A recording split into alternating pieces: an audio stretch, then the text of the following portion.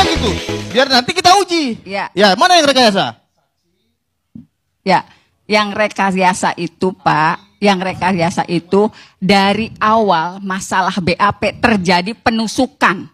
Sementara di pembuktian tidak pernah ada luka tusuk. Siapa yang merekayasa? Yang merekayasa siapa? Bapak ini BAP-nya mana yang rekayasa? BAP mana yang rekayasa? Bapak Siapa? Rudi. Enggak, berarti saudara mengatakan BAP rekayasa. Ya, BAP itu ngerti nggak apa itu?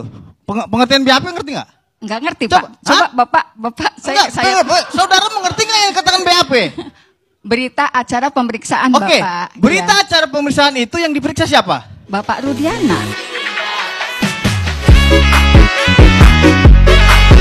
Nah, izinkan saya untuk membantu Bang Hotman mencari si Peggy Peron dengan beberapa bukti yang sudah saya post di Instagram saya sendiri. Dan semoga Bang Hotman bisa merespon saya.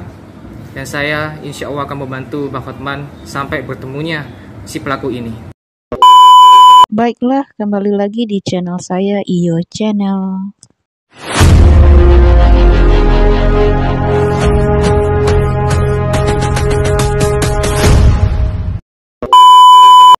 Baiklah, kali ini saya masih membahas tentang kasus Vina Cirebon. Mari kita simak cuplikan berikut ini. Kenapa Bapak Kapolri itu sampai bergetar tangannya saat menerima mandat dari Presiden untuk mengurus kasus ini sampai tuntas? Karena lawannya itu banyak tuh, dan kelas kakap. Jadi memang ngurusnya ini nggak gampang. Tapi kalau ini sekalinya keungkap, semua masalah-masalah itu pasti ketemu nanti, dan bakal banyak kasus-kasus yang terungkap, tuh ya. Terus bagi kalian yang masih belum tahu latar belakang dari Itu Rudiana, ya, masih banyak menerima berita simpang siur. Tapi ada berita yang memang benar. Itu Rudiana itu nikah lagi. Ya, nikah lagi. Jadi Eki ini bisa dibilang anak broken home. Broken home.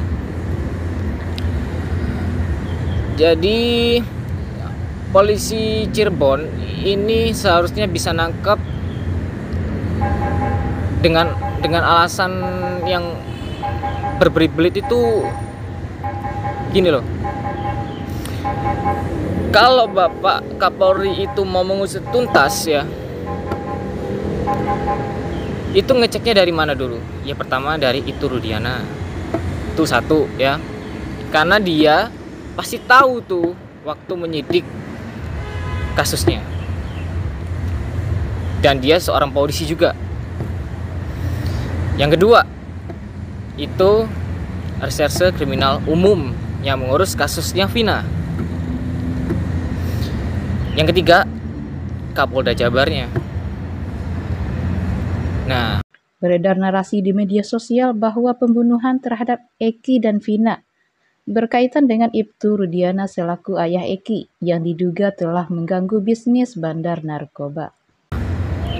kan beberapa lawyer-lawyer tuh ya mau ketemu sama si Kapolda Jabar itu dihalang-halangin ya. Sampai saya mendapat informasi itu bahwa Kapolda Jabar akan membuat tim melawan tim kuasa hukumnya Peggy Setiawan Uli Bangunan. Kok sampai segitunya gitu kan? Lalu saya akan menjawab lagi. Kalian mengiranya saya menuduh Saka? Enggak. Jadi gini guys, Saka itu kan tumbal tuh. Saya juga udah kasih warning di uploadan Instagram bahwa Saka harus dilindungi tuh. Karena apa? Dia menjadi kunci paling besar. Dia tahu foto DPO, 3 DPO, ya. Saka ini, ya, dia ini bisa hilang kayak seperti Pak RT, Pak Ibtu Rudiana. Siapa lagi yang bisa hilang? Iga Akbar bisa hilang. Siapa lagi yang bisa hilang? Pak Suroso sebagai orang yang menolong Eki dan Vina waktu di TKP, ya kan? Nah, saya juga dapat informasi ya bahwa banyak suap-suapan ke orang-orang Cirebon untuk menutup mulutnya, tidak memberitahukan proses penangkapan. Kalau memang orang-orang Cirebon itu ingin kebenaran ini terungkap, jangan terima uang itu. Tapi kemungkinan ada suatu paksaan. Kalau mereka sampai ngelawan, mungkin ini ya, sampai warga Cirebon ini ketakutan tuh ya. Pastinya ada paksaan tuh. Kalau sampai ingin melawan, nggak mau nurut gitu ya. Jadi kepada Bapak Kapolri dengan hormat, saya minta Anda ini membuat tim yang kuat untuk memeriksa Kapolda Jabar, lalu Reserse Kriminal Umum Pak Ibtu Rudiana, itu kunci-kunci paling penting ya. Lalu lindungi beberapa oknum yang sekarang udah mengaku bahwa dia dipaksa oleh Ibtu Rudiana sebagai saksi bayaran. Liga Akbar itu harus diperiksa dan dilindungi. Saka Tata juga harus dilindungi karena dia tahu foto 3 DPO. Lalu Pak Suroso juga harus dilindungi sebelum ketiga orang ini akan menghilang seperti yang lainnya. Oke. Lalu yang terakhir ini, ada banyak sebenarnya, banyak informasi saya kategorikan A1 ya, tidak bisa saya publish. Petinggi-petinggi ini udah tahu, aparat-aparat ini udah tahu. Tapi di sini biar kalian ini bisa berhati-hati ya, agar apa yang harus dihindari. Saya juga udah upload juga di Instagram tentang tulisan warning untuk para warga semuanya, nggak hanya Cirebon, untuk menghindari namanya geng motor. Ya itu, biar nggak ada kejadian lagi seperti Vina. Oke. Terus lalu tentang BAP ya.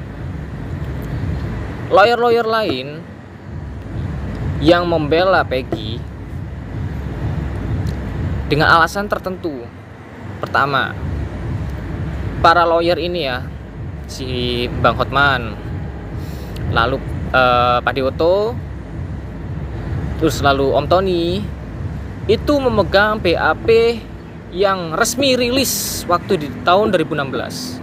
Jadi yang asli, bukan yang new update. Nah, yang dirilis resmi itu 3 DPO ya, itu ada, bukan yang sekarang dibilang fiktif. Ada pengejaran, pelemparan batu, pemukulan, pengeroyokan, sampai Vina di ruda paksa. Yang bikin herannya gitu ya, semua polisi itu kalau mengurus kasus khususnya di pembunuhan itu pasti ada otopsi. Nah, kalian juga penasaran kan, yang saya maksud siapa orang yang meninggal adanya kasus Vina ini. Yang pertama, dokternya, dokter yang mengurusi otopsi Vina dan Eki. Sampai sekarang pun gak ada jawaban meninggalnya karena apa. Lalu hubungannya dengan narkoba, kalian buka aja beritanya. Ada kanit di Jawa Tengah meninggal dunia dengan bunuh diri, menembak kepalanya sendiri. Dan dari situ semua kalian bisa ngerti kenapa saya nggak bisa terlalu publish, tapi saya tetap akan kasih kalian informasi biar kalian ini bisa tahu apa yang dihindari, apa yang harus kalian tahu. Cuman memang nggak bisa terlalu publish kalau terlalu publish, pasti mereka akan merencanakan sesuatu. Kasus Vina di Cirebon diduga berkaitan dengan pengungkapan bandar narkoba oleh Ibtu Rudiana selaku ayah Eki. Diketahui sebelumnya kasus pembunuhan Vina dan Eki yang terjadi di Cirebon pada 8 tahun lalu kembali mencuat ke publik. Pasalnya kasus yang menghilangkan nyawa Vina dan Eki pada 8 tahun lalu dinilai masih penuh dengan kejanggalan. Selain itu sempat muncul di media sosial sebuah narasi yang mengatakan bahwa kasus Vina dan Eki di Cirebon diduga ada hubungannya dengan pengungkapan bandar narkoba.